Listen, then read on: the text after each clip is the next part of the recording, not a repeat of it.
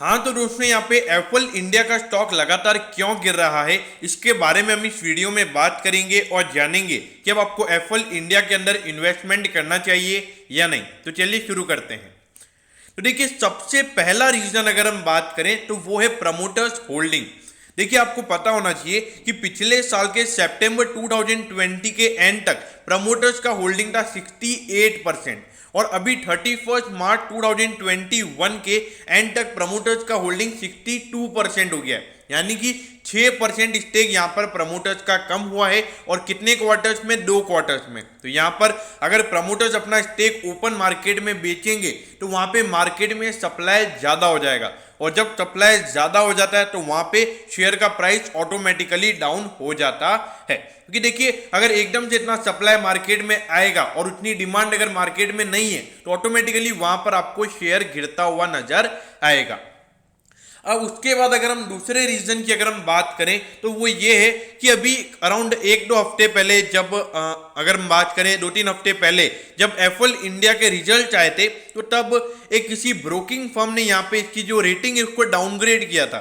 यानी कि जो जैसे हैप्पीएस्ट माइंड का पहले कुछ अपवर्ड टारगेट दिया था, तो यहाँ पे एप्पल इंडिया का किसी ब्रोकिंग फर्म ने डाउनवर्ड टारगेट दिया था और उसके बाद से इसमें प्रॉफिट बुकिंग आ रही है। तो मुझे ऐसा लगता है कि बेसिकली उसका थोड़ा यहाँ पे ज्यादा इंपैक्ट पड़ता हुआ नजर आ रहा है।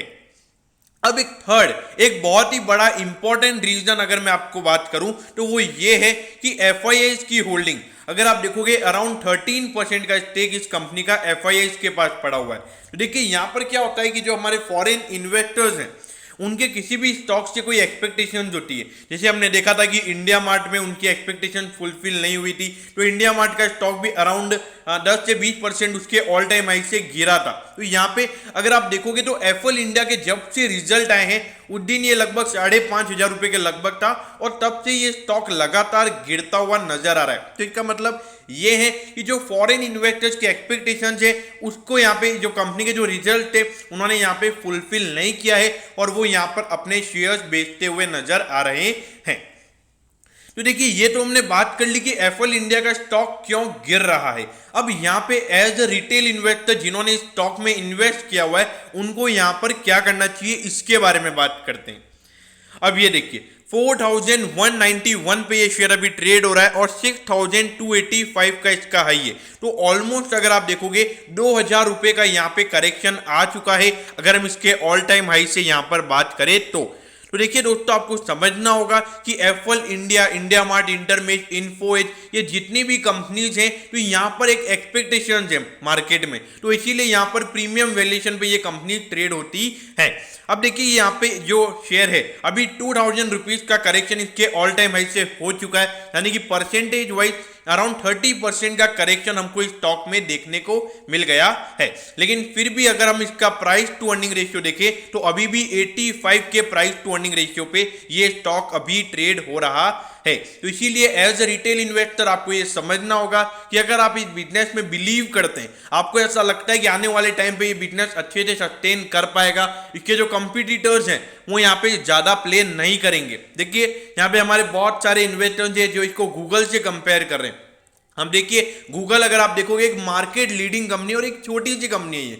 अगर आप देखोगे गूगल $1 ट्रिलियन की कंपनी है और अगर आप इसको देखोगे सिर्फ $10,000 का इसका लगभग मार्केट कैप है, तो आप यहाँ पे कंपैरिजन नहीं कर सकते। तो इस कंपनी को अभी गूगल के जितने पहुंचने में बहुत टाइम लगेगा, तो मेरे ख्याल से कंपैरिजन नहीं करना चाहिए। यहाँ पर अगर आपको इसमें इन्वेस्टमेंट करना है और अगर आपने इन्वेस्टमेंट कर रखा है तो यहाँ पर आपको अपने आप से यही क्वेश्चन पूछना है कि क्या आप इसमें इसकी ग्रोथ में बिलीव करते हैं, क्या आप यहाँ पे कंपनी के मैनेजमेंट पर भरोसा करते हैं, तो ही आपको यहाँ पर इन्वेस्टेड रहना है।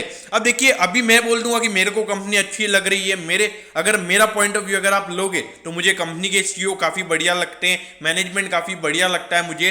हाँ, थोड़ा यहाँ पे प्रॉफिट बुकिंग होना चाहिए क्योंकि अगर आप देखोगे तो स्टॉक बहुत भाग चुका था, तो सीधी सी बात है कि थोड़ी प्रॉफिट बुकिंग वहां पर आपको देखने को मिलेगी। लेकिन as a long term investor ये एक अपॉर्चुनिटीज है।